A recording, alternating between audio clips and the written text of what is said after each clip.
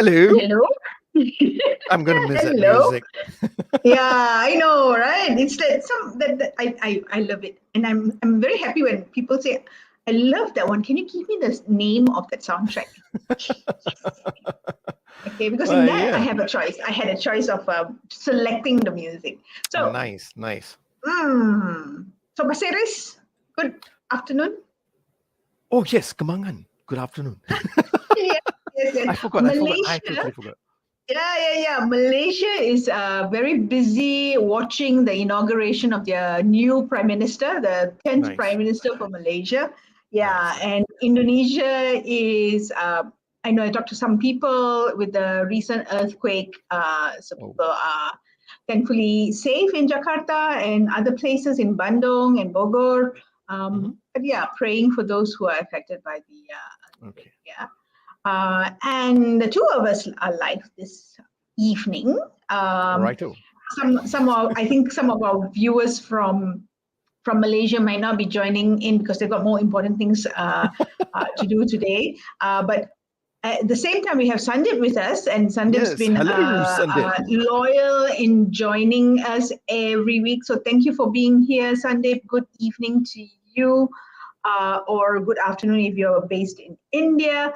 And for our viewers and listeners uh, tuning in, hello. Welcome to November's wrap up. Yes. It Okay, is so so yeah, fast, it's isn't so it? It fast, is. right? It is Hmm? November's wrap up, and to think that we only have one more show next week. We got a special edition next week, right? Yeah, Which we'll talk about. yep, And then after that, we'll be seeing everyone in 2023, isn't it? yeah. Yep. And we got people starting to think about 2023 because Exactly. November was all about the 2023 leadership trends and Trends. challenges, right? Absolutely. And we had three guests this week. Yes. This month, yeah. And the three guests were Vijay Mahadevan, Yes. right? And we had Faro Sharif, Farouk. and Yep. we had Harriet Harith Menon. Yep. Menon. Yeah, Yeah. okay. I had to get you to say it because the Menon, the same vibe kind of Yeah. thing. No, but Yeah, it was very interesting to listen to all three leaders from very different perspectives, but very deep insights about what the future holds. And what was interesting was the work that they've already put in place now, you know, mm, and the mm, results that we're going to be seeing, you know, and the confidence that they spoke, or the way they spoke about, they knew this is the right direction, and there's a lot of yeah, learning for all of us, you know. yeah, Uh, yeah. yeah, and Well, I some think of it the all. Go on. Oh, no, I was just going to say that I think it was not thinking about 2023, but it Exactly. was more of the way they approach the Current role or the situation. challenges that they have right That's right. currently, and we're good. We've got the benefit of learning from them, Yes. sharing from them, and Mm. also very very shamelessly copying or modeling from them with what they've done just to Yes. take some ideas into 2023 because I think they've got some insights about what needs to be changed whether it's in 2023 or 2024. I hmm think it's good to have a year out and an eye out as to what's trending, Yep. right? Yep. And maybe what's challenging as well. Yeah. Sorry, Sure. Ashok, I interrupted you. You were about to say something. Oh no, don't worry. I forgot. Okay, all right. No worries, no worries. I'm And sure I'll come yeah, back again as we get on with the show. with the So show, yeah. yes, you're right. They started working on what they needed to because of the current situation at that point of time, or Mm, current. And along the way, to me, my personal opinion is whatever the foundation they are putting in place, right, is going to help them in the trajectory for the future, mm, right? And it's yep. very interesting. You have got some questions that you had Yes. picked up, right? And Okay, I not my okay, questions. Not my questions. Okay, okay, you have to give Malar. not respect, but due recognition to where it came from, and Okay, fair to enough. make sure that I do not forget, I put the logo there, big. Okay, Okay, so it is from a McKinsey and Company McKinsey okay, report. actually, this McKinsey report is dated December 2015, and it was looking at the consumer sector In in 2030, right? 2030. That's right. Yeah, so they were projecting 15 years in ahead, and it's for the consumer sector. So people may be asking us, what relevance does this have? Well, they had 5 questions in there, which when we were reviewing how to frame and contextualize the program for November, I think Malar, you and me decided that these 5 questions were relevant. We took the 5, we borrowed the 5 questions, we tweaked it slightly to reflect to be spoken about from a leadership perspective and a leadership in flow perspective, and we're going to look at those 5 questions. So how we're going to do it this week is that we're going to look at each of these questions, and we're going to draw on what Vijay Farooq, as well as Harit talked about in relation to these 5 questions, right? So let's roll with the first question. Yeah. Nice. So the first question is, what makes us distinctive? What makes us distinctive? Okay, so can I start off first? Sure, go.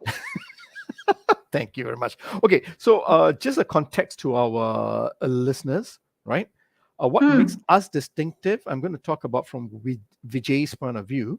The us is about the Gen Zs he spoke about. So to me, yes, this McKinsey report speaks about consumer trends. I'm looking at customers within the organization because they are also customers. It's how we treat our people, right?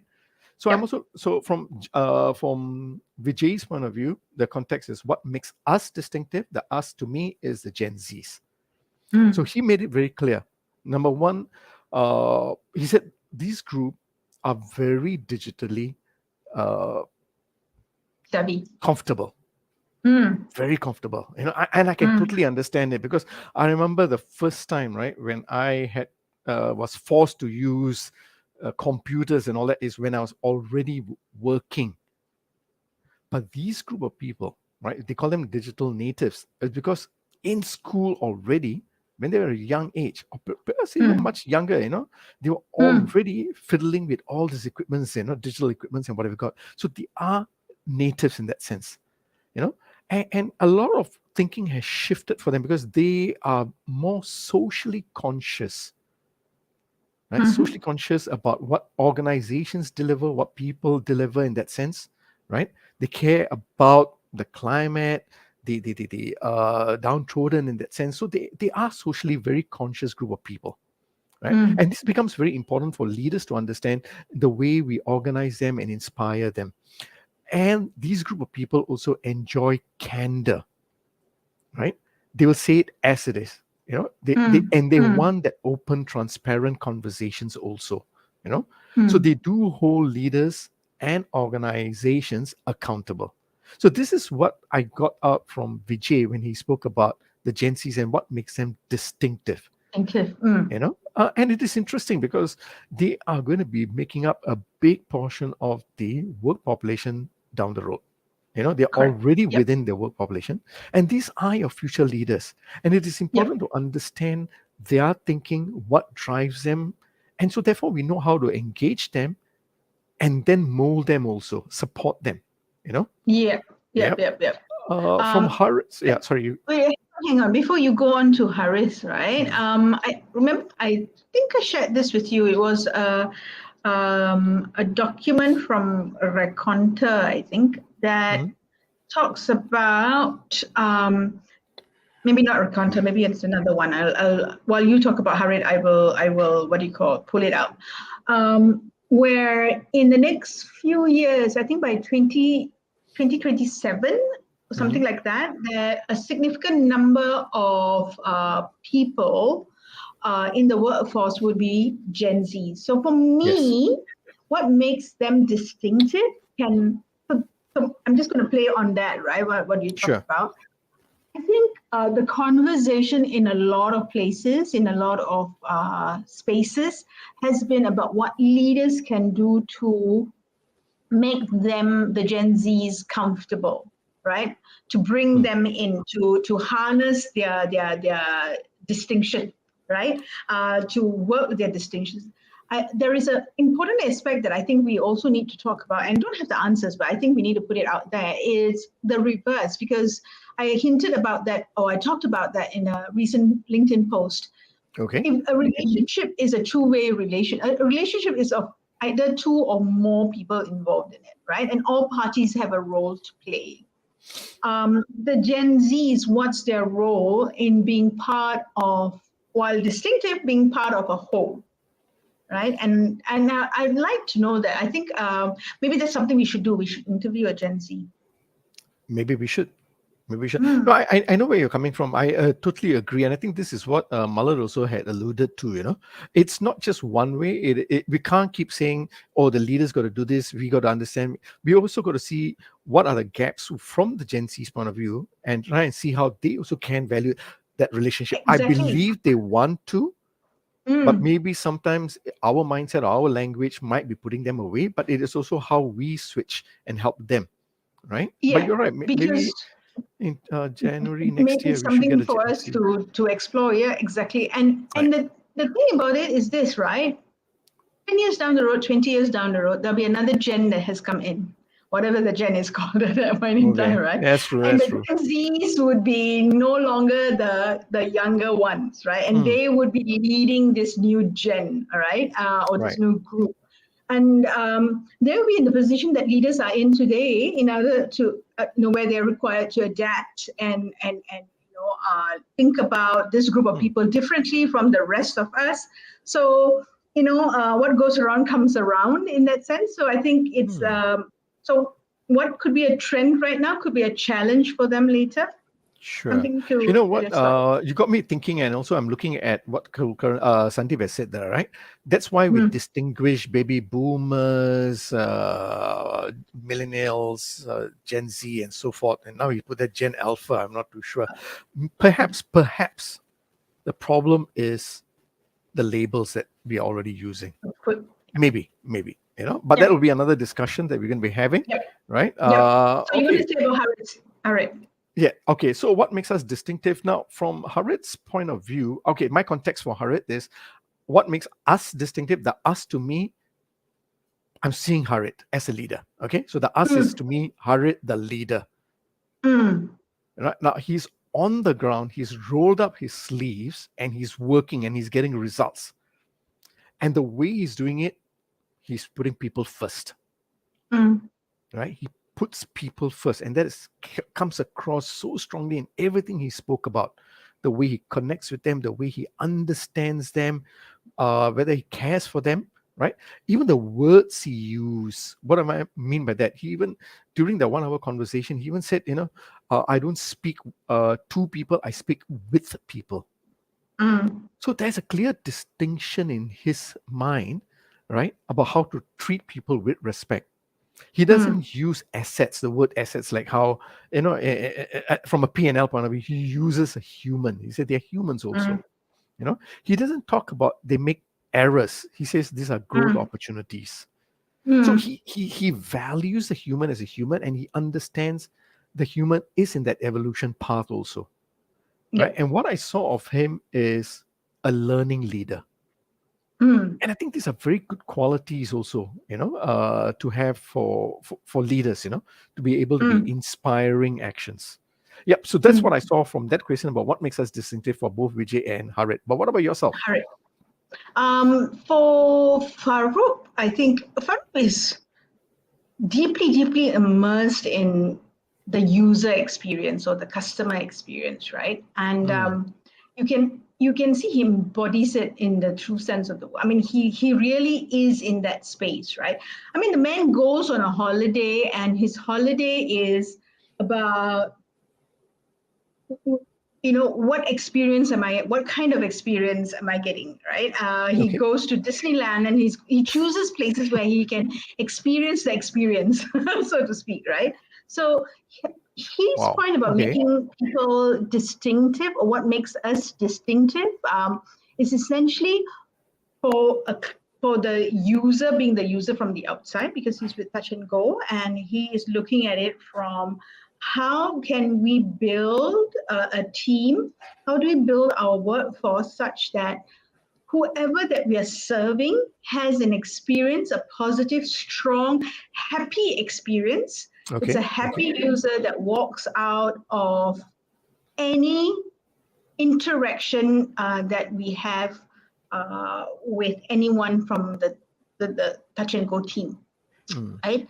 So even if it's an experience of a short, regardless of how long it is, it's like, how do I think about it? Right. That's one. Right? What makes Wow. us distinctive is not just looking at experiences that are the everyday, simple, daily kind of experiences. He says, one of the things that we need to start thinking about is that issues and problems are going to be a lot more complex. So Wow. what makes us distinctive is that no matter how complex the issue is, we may not solve the problem immediately, Mm. but we leave people with a happy experience working with us. Wow. We think through that user, that client's journey with us and say, how can I at every point of that journey make that customer, that user happy, right? How can I walk in their shoes such that I know it's their shoes, it's their journey, and I know their journey as well as they know it, and make them Right. happy. Right? So Wow. for him, I think that's what I got from Farouk in Wow. terms And of. that's very powerful. There are going to be more problems and issues that are going to be more complex. Wow. Mm, And therefore, that is what makes yeah, us distinctive when going, yeah, putting ourselves in the customer shoes and see how we can make them happy. Wow. That yeah. takes a lot of energy to really think through. Correct, correct. And Wow. it also alludes to the kind of skills that we need to have, right? Not the skills that we need to have. If problems are That's going to be true. complex, right? That's true. That's Then true. we need to be able to think about it critically. We need to be able to solve it, right? Which comes from thinking about it critically, right? We Mm. need to be able to communicate because communicate in a way that the other party understands what needs to be done or what are the challenges, right? Mm. We need to be able to manage conflict or negotiation or difficult discussions, right? Right. Um, so your ability to do that leads to that distinction, That's or true. your That's ability very not true. to do that. That's Yeah, true. right. To that That's true. distinction. Now, oh, this is only one question. Yes, This is the yes. Shall first we question. move on to the second Okay, question? Ken. I just want to just comment about what Sandeep had said as we go on to the Mm, next one. mm, Sandeep said the world needs more of Harits than the rest. Because the yeah. rest are so many. I hear Yes. what you say, Sandeep, and I have a slightly different view. Yes, I do agree we need more of that, but I believe very strongly that many are capable of being the Harits of the world too, right? Yeah. And it's a question of how we can help reach out in different ways. And this show is one way we are hoping to be able to inspire, give insights, ideas, so we can create Mm. more Harits, because I believe everybody can and want to aspire to be like that. And that's just my Yeah. And comment. All right, yeah, and sometimes I think we don't do it because we self-censor. So you're that's right, true. Ashok. I mean, one of our hopes is that through this show, Leadership in Flow, people hear enough of some ideas and they say, hey, that I had that idea, and I've got an example now of someone who's used it, and maybe they have stripped. I can gain from their mistakes, or That's right. it gives me the confidence to move on. Okay, and talking about moving on, let's move on. Okay, let's look at second question. The second question: Mhm. how can we engage consumers in an ongoing dialogue? Okay. Okay. So you notice that our terminology, we are reframing the word consumer here. We are looking at the consumer being anyone, any individual or group of individuals that you have an impact on, regardless of whether it's internal or external. Okay, so I think I will take this first. Okay, okay. First, because it follows through from what I mentioned earlier on, what Farouk said, right? Sure, sure. It's an ongoing dialogue. I think one of the things that Farouk left us with was the thinking or the experience that we went through during COVID, that many of us, our expectations of that customer experience, we didn't lower it, but I think we became very patient because we knew things could not be done the way it was done before because of the Okay. lockdowns, right? There was constraint in movement, right? And companies were pivoting. They were doing stuff to say, okay, so I have to serve my clients, whether it was insurance, banking, food, whatever it was. But I can't do it in the way that I was doing it before. So I need to do it in a different way. And they were doing it quickly. So there were little mistakes, there were glitches and things like that. And I think as consumers, we became more patient, more tolerant about that. I don't think we lowered our expectations, but we became a lot more tolerant. And from Farou's perspective, is that it was great for that tolerance helped, helped with that change happening. But at the same time, don't take the tolerance for granted, right? Sure. What has happened as a result of as COVID, as in Farouk, what Farouk shared was that what companies or organizations were thinking in terms of, oh, it's going to be a 5-year plan or a 10-year plan, or maybe even more in, getting digitalization, into the organization, shouldn't even shoot like that. And, it happened over 6 months or a year, Right. right? So sometimes we overthink things, yeah. So we have done that. We have come to that space. So what does that mean? Once again, things are getting a little bit more complex. And so Okay. therefore, we need to think about issues from a complexity perspective Okay. rather Okay. than, how do we make from a customer service perspective. So it's more the experience than the service levels, because Wow. it's obvious you need to have that service. So yeah. So you want to go on before I talked about Vijay? Okay. So, oh, do you? Okay, go ahead. Go ahead. You can touch on Kiji before I Oh, give you okay. my view. Like I said, I know Vijay is very biased. He's biased, but in a good way, right? Yeah. Yeah. I think he cracked the code as far as his team and organization is concerned in getting that a group of people that are in the organization that are misunderstood perhaps or not understood well enough, and harness their skills, right? So how did he engage them in ongoing dialogue? He essentially, I think, to me, he put his ego aside Yes. as CEO, and he went up to them to the effect of, to the point of having an open plan seating arrangement, not having an office for himself as CEO, being in the group, all right, and having constant contact with the team, right? Mm. Constant Mm. contact, conversation, turning around to them and asking them, hey, I'm stuck with this, right? How do you think I should go? What do you think I should do?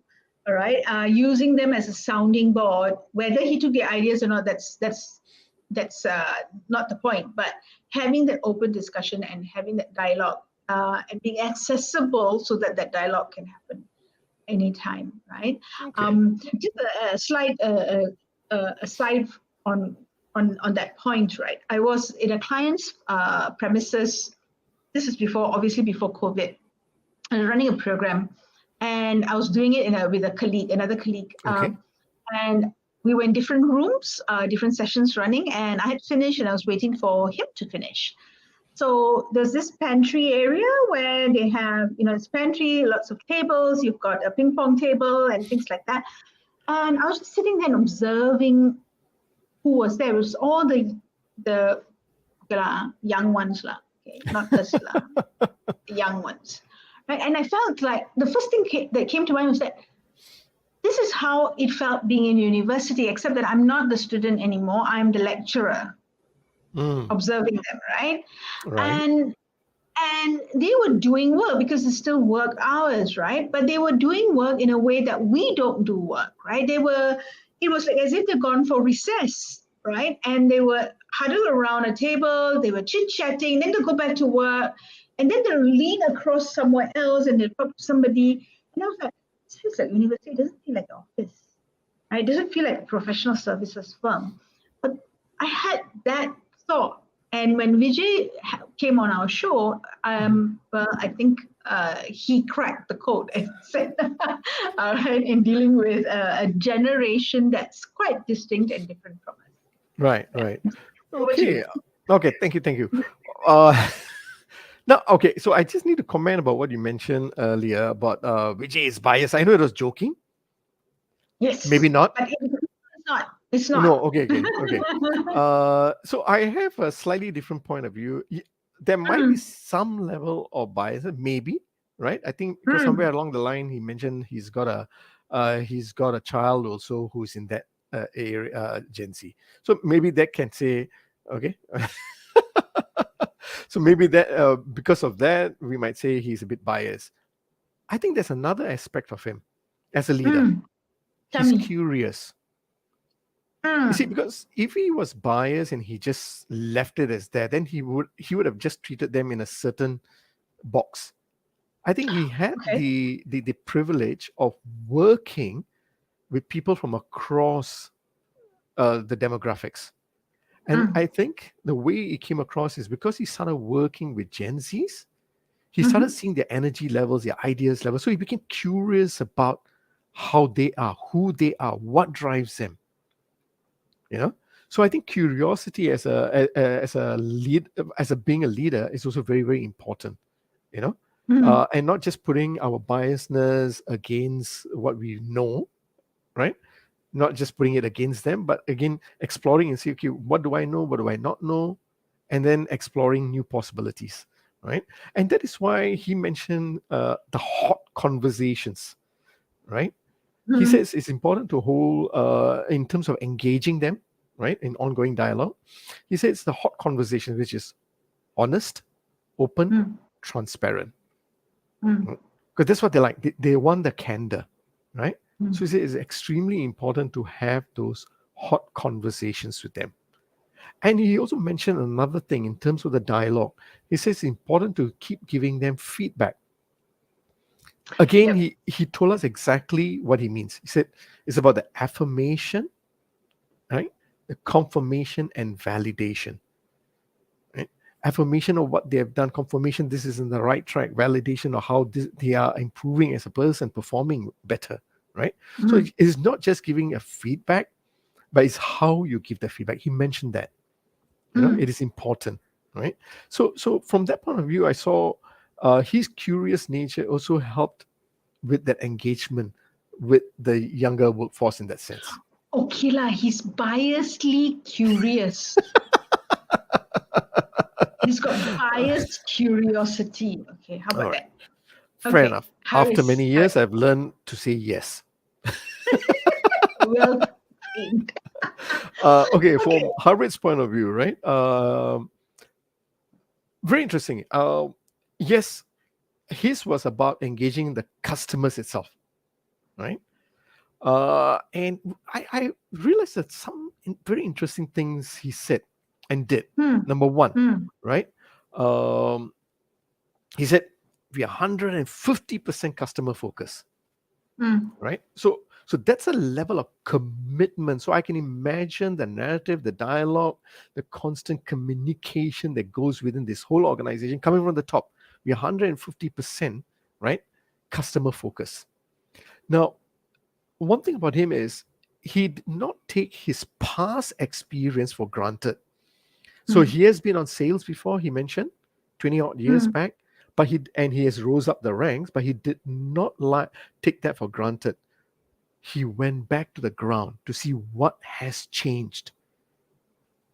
So it's not someone sitting in the ivory tower and saying, "Oh, this worked in the past. I've taken more salt than you." But it's actually working on the ground and see what has changed, how people communicate, right? So it's not just about the email communication. He says nowadays a lot of communications through WhatsApps and different platforms. Expectations are different. So he put himself in the customer's shoe to understand the current challenges and trends. And I think that's a great way to have a dialogue. It's not just sitting up there and assuming, but it's rolling up your sleeves and working on the ground. And that's where he was able to have deep level of empathy. Mm. And he mentioned one important word to me, which is linked to what Farooq also has said. Customers' needs are evolving. Mm. Customers' needs are evolving, you know? And I think the best way for us is to be on the ground, right? And ask the right questions. Be curious, because some of the customers can be Gen Z too, right? So be curious, get on the ground, right? And understand the customers for who they are. Mm. Yeah. So Okay, those very were my two takeaways, all right? And Muller mm. has said all Wait, generations wait, will hang want on. these Before you affirmations. ask Malera, you're not supposed to be on the show, all right? So I know she's listening, so I'm just going to tell it to her direct. She's not supposed to be in the show, but she has to put her hand in the show. Okay, then she's got this question. Okay, all generations will want these affirmation, etc. No, she's sounding quite Indian right now. No or yes? Yes. I will let Ashok answer first, then I answer. Okay. I think I'm not going to talk about generations, Muller. I'm going to say every human being wants affirmation that we are doing the right thing, you know? So I think all of us want it. I think what has happened with digital and social media has made it more present today, right? And people need it faster. So that is what has happened with social media, with the thumbs ups and swipes and all what have you got. But I believe all human beings enjoy the affirmation, knowing that we are doing the right thing and moving in the right direction. Mm, okay. And on that note, let's move on to the next question. I'm not saying anything. I'm keeping it for later because Okay. I have to come back with a Sure, sure. strong I understand. I understand. response. Okay, especially when Malar is the one who's answering it. Okay, question number 3. Okay, All right. are we set up to relocate resources swiftly and at scale? Hmm. Are we Hmm. set? Are we set up to relocate resources Or maybe swiftly how and are at we scale? set Okay. up? Yeah, how Are are we we set up? set up Okay. Okay. to How? relocate Okay. resources Okay. and scale? Yeah. Okay, go for it. Okay. Start. Okay. So again, I'm going to start out with Vijay, and I'm going to set the Mm, context again. Okay. The mm, context here is I'm looking at Gen Z as that resource, as mm, the staff. Okay. mm, Right. So from that context point of view, uh, now what did he do? He created a culture of empowerment and enablement. He talked about that. mm, He empowered them, give them the autonomy, right, and also enable them. And there was a lot of coaching that he provided along the way, right? He allowed a lot of experiments on sandbox ideas. He mm, talked about one project that they did without going into specific details because I guess certain things were P and C, but he talked about how he grouped together a group of Gen Zs to work on an idea, and they were able to acquire clients, customers, right, in a short period. mm, I think tenfold more. I think, right. He mentioned that. So he created the culture of empowering them, enabling them, allowing experiments, and reframing failure. So he took away the fear of failure, right? And showed that by coaching them and providing them solutions, it builds their confidence. So what was mm, he doing? He was creating the psychological safety, mm, right? And he provided that affirmative type of feedback. And mm, one very important thing he did, he amplified the learning and celebrated wins. So yes, if you're looking at your people as a resource? How do you now relocate them swiftly and at scale? It Mm, requires you to set up a culture where you empower them, enable them, allow them to experiment, but let them feel safe by reframing failure, giving them feedback, and amplify their learnings and celebrate the wins along the way. So mm, that's how you create the culture, or where people are wanting to create new things, do things differently, push their boundaries, stretch their goals in a mm, safe environment, right? mm. So that's what I took away from Vijay. Okay, let me jump in with Farouk, and then you Sure. wrap it up with Harris, right? I think for Farouk, it's not. I'm going to answer this question not so much from what he said, but more of the role and the position in which he holds right now, right? So if you're looking at, are we ready to reallocate resources and go at scale, right? I think one of the things that was done is that the role that he plays, which is chief customer or user experience officer, right? So it's a role that's at the leadership table, right? You made that role important enough that it has a seat at the leadership table. Mm. It's part of the overall strategy of the company, right? And once you are in that space, I think that question answers itself, right? The ability to how do I get to scale? That's his role. That's what he lives and breathes. That's what he thinks about. Mm. So Mm. the point I think I'm trying to make here is that if it is an important aspect, uh, whether it's a behavior trait or skill that you need to have, Okay. then it needs to be something that is driven from the top down, Okay. and then the reallocation of resources and going at scale is something that can be done, right? Very, very easily, right? Now, where does a leader come in? How does the leader think about it? I think if leaders start thinking about their role as something at that at that level, regardless of whether you are a new manager or a manager of people or manager of managers, right? You're not yet at that level. I think if you start thinking about it that way, I think we can come up with creative ideas on how to go to scale very, very quickly. So that's not something that Farouk said, but I'm just kind of Sure. taking Sure. taking from that. We have Kelvin, who is just Kevin. Kevin or Kelvin, sorry, yeah, Kevin. Kevin, I see. sorry, Okay. Kevin. So the half biased curiosity is half the window open towards better understanding. Yep, agreed with you, spot on. I'm glad my biased curiosity has picked up. Very good. Over back to you, sure, Or with you will not let go Harry. about the biasness, wouldn't you? Right? Even Yeah, though Kevin has spoke about curiosity. Okay. yeah. Yeah, Okay. I should Uh, curiosity. There you go. all right. So let me talk about Harit's view. Again, my context for Harit in that question number 3: are we set up to relocate resources? I'm looking at Harit's interview. I'm looking at the context of resources again as people.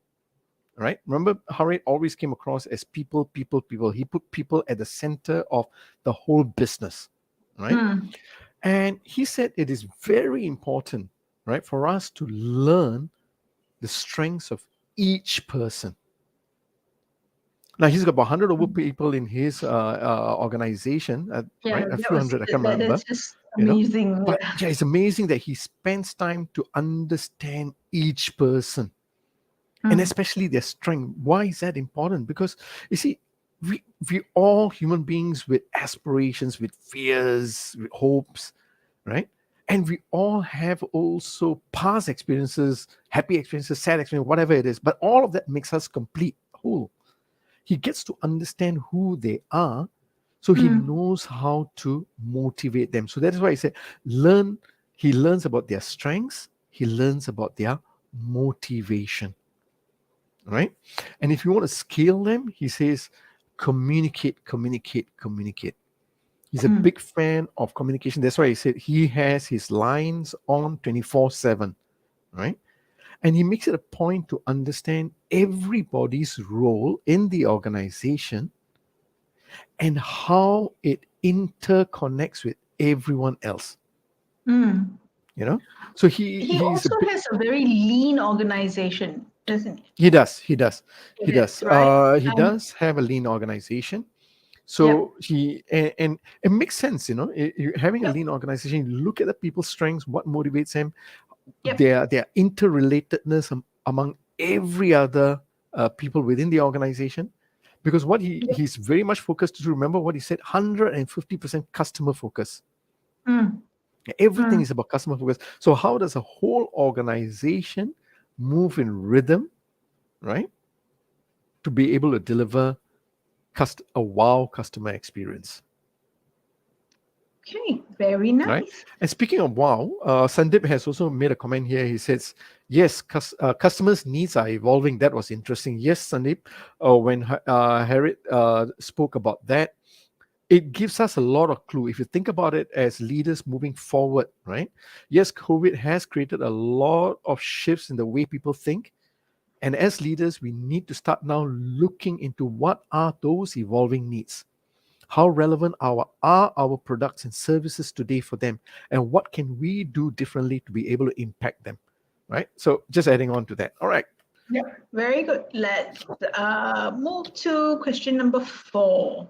Hmm. And question number 4 is about what strategic relationship should we work out Should we seek and out? nurture? So should we seek out, seek out and nurture. Okay, that's Mhm. true for me to put on these glasses, okay? And do not avoid showing my age. Okay, so strategic relationships that we should seek out and nurture. You want to go start off with this? Okay. What strategic relationships? Now, okay. Um, I'm going to throw away the word strategic first for this moment. Mm, I just want to look at the relationship we should seek out and nurture. Because I know when McKinsey put this document together, it was about customers. So yeah, mm, but I'm going to throw away the word strategic. I don't want it to seem like we are in a transactional relationship with our people. So I'm going to look mm, at relationships. Okay, again from mm, Vijay's point of view, the context is human, right? So how do mm, we build that relationship? Because at the end of the day, it's about the people, isn't it? Just like Harriet, right? For Vijay, it's also about the human relationships. So to me, it is what he mentioned was you need to really listen, right? As a leader, you need to be vulnerable, right? You mm, need to have the courage to be vulnerable. It's okay to say, I don't know, and I want to learn, right? He spoke about the need to connect with the people emotionally and psychologically too. And mm, he had a very, very important quote that he left all of us wowed. He said, mm, leaders are paid to have conversations. That's the relationship. It's about the conversations that you hold, how you listen, how you are vulnerable as a human being, how you connect with each other, right? So that is what Vijay spoke about. mm, Now, before I hand you to Farooq, let me just finish off with Harit also. So what did mm. Harit say? Again, his contact is the same, is relationship, right? So he said, put people first, right? So if you want to seek the best relationship, put people first. And that's exactly what he wasn't just talking, he's demonstrating it. He provided every person, right, with the clarity of the purpose and exactly what they need to do. The why Mm, and the how he communicated that, right? And he also said you need to have the courage to hold the right conversations, right? You need to have the courage to do that. And he left us with a very inspiring quote: be the voice for the voiceless, for the people mm, who want to raise up issues, who are scared. Give them that space, give them that psychological safety, and be the voice for them. Champion their needs, their challenges in that sense, right? mm. So that is what I took away from Vijay and um, Harit. And what about yourself? What about for Farooq in terms of this question number Okay. 4? So I'm going to go to the other extreme, not extreme, but the Okay. other side, right? You said you want Okay. to take away the word strategic. I want to put the word strategic back. That's fine. Yeah. Which makes sense. Uh, not, not. So, and I'm going to redefine it because I think strategic is important in that sense that businesses are there because. So, what's the aim of business? To satisfy their stakeholders, so right, Mm-hmm. shareholders or whatever, Mm-hmm. right? And to get the results, right? The results, the indicators of performance, right? Whatever that result indicators are, right? You need to. That's part of the deal. That's part of the deal, right? So I'm going to say, if you're saying strategic, I'm going to say, okay, so how do I think about it? How do I think about the relationships that I need? I need to have, or I need to have because it's part of my role, right? And in order to do well, I need to then think about it in a way that's strategic. Okay. Okay. So if I draw on Farouk's example, and he's talking about the customer's experience, he gave the example of Disney, right? And when you go into Disney World, he said, you can see how at every point or every step of the way, Disney has stepped into the shoes of the user, the consumer, and said, Yes. okay, at this stage, at this part of the world that we are in, the park that we're in, right? If you are married with children, what are some things that you will be facing? Mm. How would you be feeling, right? And or if you're single, you're here with your friends, you're single, you're here alone, what are some things that you would be experiencing, right? Wow. Or thoughts that you'd be going through, and immerse yourself in that space, and then decide, okay, what do I need to do to create that relationship, that bond? How do I bridge that, right? How Wow. does Disney bridge that? And Disney has done that beautifully by doing certain things to ease the anxiety, for example, or ease the tiredness of people who are visiting, right? To make it even more enjoyable, because to keep them informed about what they're going through, right? And if you think about it, and my experience, my parallel that I'm drawing from it is, when you go to visit a doctor, and it's not just your normal checkup, but you're going for, say, a consultation on a specific thing, right? Um, sometimes doctors tend to work in a certain way, right? Either tell you a lot or give you a lot of information, or they don't give you a lot of information. But I'm a patient who likes information, because information will then help me make decisions. So I want a doctor that can adjust to the patient's view. So it's the user experience, it's that relationship, right? What kind of experience do I have that I can then trust that leader, right? That I can trust this organization to have my back, essentially. So it is strategic in my head, right? Yeah. Yeah. And if you think about it that way, because then you start thinking about that relationship in a slightly different way, Mm. right? Yeah, it's what's that word? Oh, the word slips. But it's a two-way thing, right? It Yeah. it it feeds on each other, right? Yeah. So for me, it is strategic. I think you need Yeah. to think about No, it yeah. strategic. No, it Yeah. makes a lot of sense where you're coming from, because it's not only about the customer, but if I'm sitting there and trying to create that user experience, I Mm. have to be strategic in many, many ways. So I, Yeah. I totally get that. I totally get that. And I hear Farouk has been using this word a lot, no? User experience, as opposed to just customer experience, isn't it? Yeah. Yeah. Well, that's So that. yeah, and his designation is also uses that user experience as a role. Yeah. So it's an interesting uh, shift in the phrase, right? It is, because then it really forces you not just to again put a label over people and say this is a Mm, customer, but mm. now you're using my service, my products. Yeah, What is that and also it experience can I changes the give them? focus. Yeah, it adds another layer of focus, right? That the user could also be internal. The person who's providing the external user experience is Yeah. an internal user, right? Yep. Then it gets you thinking about things slightly differently, I think. Okay, we have exactly 9 minutes to do the Oh, last question. let's go with Wrap the up last and question. close and add to that. Sure. Yeah, Okay. because we are doing it better than Malar would do I have no it. comments at the moment. All right. Number All 5. right.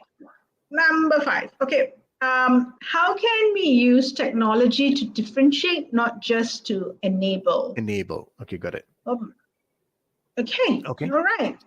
Okay. So maybe I'll start with Farouk. I think Okay. Yep. Yep. because of Let's the do that. nature of the business, right? In Farouk's case, because it's touch and go, which is like our EasyLink card, a similar concept. It's very technology driven. It's a lot. I mean, digitalization is a core component of the Mm, user experience, right? In terms of differentiating. But I think what Farouk said was he talked about how they needed to look at their users from all aspects. The people who are very savvy, who are native, as like the digital okay. natives, Okay. like the Gen Mm, Zs, and the people who are in the kampongs, the villages, who may not have easy access, or even know, or the older people who may even know how to work a gadget, right? yes. Fair enough. And thinking about it from that whole range, because I mean, just like take like EasyLink is in Singapore, Touch and Go is in Malaysia, right? Almost an equivalent. Like, how do you get people who know how to use it intuitively and people who don't use it so intuitively be able to use that product? Because it is Mm, part of it has become such an important part of your life, right? um, yeah, so that's where the idea of going through the experience yourself and saying, okay, so this is not a standard FAQ, this is not a standard list of problems that people have, and this is how we need to guide them. We need to think about it a little bit differently in terms of how we engage them as, like you said, humans, right? And okay. yeah. Okay. Cool. Uh, for myself, my context again, the question is how can we use technology to differentiate, not just enable? From Vijay, Yeah. the context is this: I'm not using technology, digital technology. That my context is the environmental structures that he Mm, focused on, right? mm, Because again, remember he said it's about the Gen Zs and how do you now help them up their performance. So, what is it that he did in the environment itself? What are the structures that and pillars he put in place? Number one was totally transparent. He was available. Communication was mm, very open. Hot conversations, right? Everything was very transparent. They always shared about the why of what they were doing, right? He created the environment where it was empowering and enabling, like I was mentioning earlier. He created the psychological safety and he celebrated success, and that was his focus. So to me, that was that technology that was a differentiator. He had the courage mm, to create that transparency so that people's best efforts could come out, the best mm, versions could come out in that sense. Yep. mm, Now for Harit, right, he spoke about a tool that he introduced to everyone called mm, Rasci, RASCI, right? mm. You can go and Google it. I think Muller had put up the post last week, right? And where he remember he talked about understanding the people's strengths and their motivation and how they're all interconnected, right? Mhm, So he introduced this tool for everyone, and he made it very clear the distinctions between responsibility, accountability. He made sure everybody knew each other's role because mm, this then enabled them to all collaborate. He even spoke about the silos coming down, you know, mm, right? Because everybody was collaborating and everyone was taking personal responsibility for their tasks and what needed to be done, right? And he said, yes, he gave them a lot of autonomy, but he mandated some mandatory meetings in between, right? mm, And he said the result of all of this, it delighted customers. And he even talked about one example where one customer, right, was totally happy because the whole organization was working in tandem. And that's why he said everybody was so musical and moving in a tandem in a musical note, The whole Mm, organization was one, moving as one. mm, And the tool that he talked about was a RASI tool, RASCI. So that was a mm. technology, if I may use it, that he used, right? Yeah, yeah, So one is and structure, one is that's technology, one is structure, one is a tool. yeah, and I think sometimes we get hooked on the idea of technology being something digital, right? That's right. Technology could be Only. a Yeah, tool, right? Right. that's right. The other thing that to just add on to what you talked about, Harit, is that he looked at using the tech, whatever tech that he's using, or whether it's a tool or otherwise, or a process or a formula, and he looked at how we can use that tool to adapt it to the individual, right? Yeah. And I thought that was a brilliant takeaway. And it's no mean feat. Yeah, you might say lean organization, 150 people. I've got 2,000 people, but you're not managing 2,000 people all by yourself, right? Or 3,000. You're managing a team of people, right? Um, that he's able to acknowledge that um, that SOPs, standards of Yep. operating procedures, don't work in all. It works for 80% of the situations. It doesn't work in 100%. So we cannot say that we need to use it exactly the same way with every Yeah. situation. So similarly, a tool may not work well for everyone and the exact way that it's meant to be. So how do we adapt it for the individual, right? Right. Right? And some of our viewers might hear that and say, "Oh my God, how much work do I need to do?" But I think you're right. It is hard work. I think it takes a lot of effort. It takes a lot of Mhm. time. Like you said, he's on 24/7. You don't have to go to that extreme, That's but right. it does take a lot of effort. It does take a lot of time. We're not going to reduce that. But at the same time, not but at the same time, I think if you keep in mind the rewards that you get, the Yes. ROI of it, if you want to talk about it very bluntly, I think that far outweighs the effort that you put in. I think the effort is just at Yes. the start, but you get the rewards, going in right long term out of it, right? Absolutely right. From loyalty to trust to safety, psychological safety, to Mm. a work culture that's collaborative. Yet, it's a culture that works and gets the That results works. that Yeah. we want.